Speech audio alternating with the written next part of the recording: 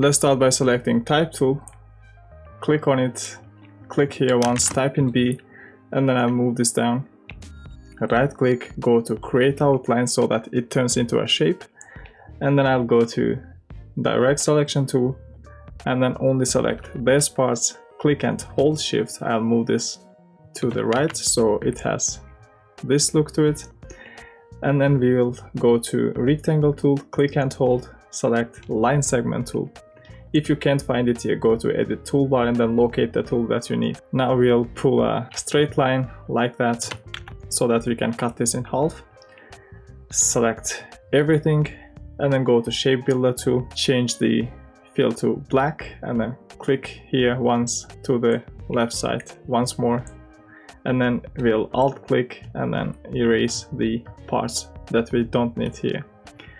And now if we select this, right click, ungroup this, we can move this separately. So we'll select the right part now and then go to shear tool.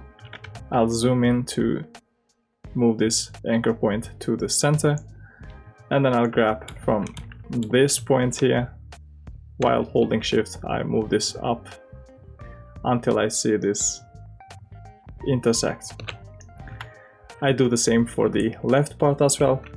Select it, go to shear tool, zoom into center the anchor point of this one to the line, and then we'll move this up. I'll grab it from this point.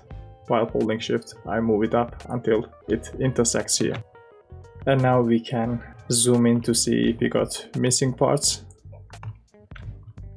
So here we can select direct selection tool and then select this point. While holding shift, make them intersect. Same for the other ones.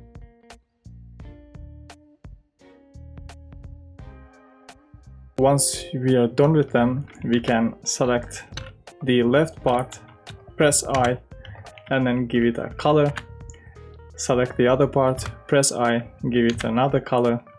I already prepared these colors, so I'll just select it, group them together. So right click, group them together, select it again, go to window and then go to align.